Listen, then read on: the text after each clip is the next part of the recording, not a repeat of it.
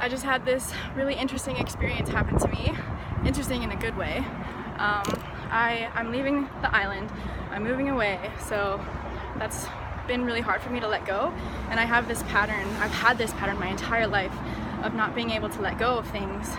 Even when I was a kid, my sister remembers me telling her that I was really sad and depressed that the new year was coming because it was never going to be that year again. Or I remember when I turned 10, I was really sad because I was never going to be a single digit age again, and that was just like really hard for me to accept and really depressing.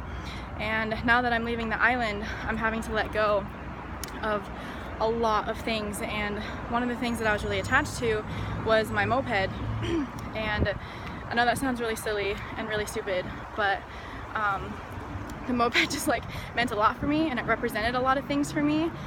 It was my transportation, it was just island life in general, it was who I was when I was in school and in college, and I wasn't really ready to let it go. I've had the opportunity to sell it for months and months because I have a car, so I don't actually really need it. But like my clip example that I did an earlier video about, which I don't know if you'll watch it or not, but like that example where I just wasn't ready to let something go, even though it was broken or it didn't serve me anymore or I didn't need it anymore. It was just, I just held on to it and I attached to it. I have such an attachment thing, which maybe some of you do too. It might be one of your patterns. But I finally decided, okay, I'm leaving very soon and I need to sell this moped. And so it's been sitting in my carport for a month and a half, maybe 2 months. And before that, it was sitting in my ex's carport for like a very long time, like 6-7 months. Anyway, I put it on Craigslist this morning and tons of people were messaging me, and some of them were messaging me and like asking me things that I didn't have, and things that I didn't really want to deal with, like has it been registered and do you have title. Like, I know those things are important, but it made it harder for me.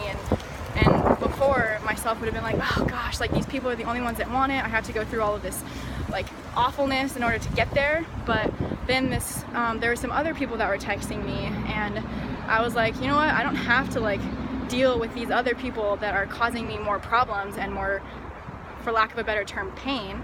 So I can just go with this really simple, easy girl. And part of me, like when she said that she was ready today, she had cash already ready to go, it kind of scared me because I'm like talking in a parking lot, by the way, so it's really awkward because lots of people are looking at me. But when she told me that she was already ready, I freaked out and I kind of shied away, and in my head I was like, oh, maybe I should tell her that I'm not ready to sell it yet, or that I can meet her in 2 days so that I can have another like moment with my moped, or you know, a little bit more time to drive it around or ride it or do whatever I was doing with it.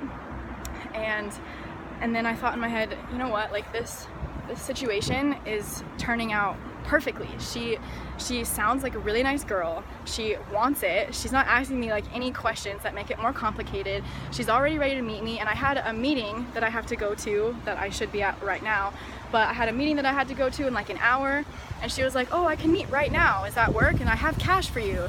And so it's like everything ended up being perfect, and she was like, where do you want me to meet you? So she could meet where I needed to meet, and all of that situation just worked out. So if I were to have not let that situation happen, if I were to still hold on to that moped and hold on to what I know I have to let go, and that this situation is perfect for me to let it go and it's all working out, that means that it's time to let it go. And if I wouldn't have let it go, then I might have gotten into a situation that made it more complicated, or it wouldn't have worked out as nice.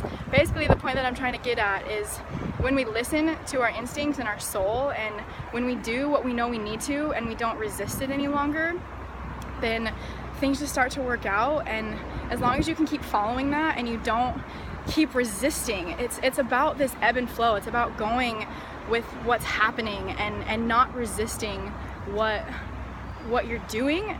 Just like how I thought about resisting it, and I thought about telling her, oh, you know, I need like more time with my moped, I want to drive it around, I want to go to the beach with it, I still feel like I need it, I need to hold on to it and attach myself to it.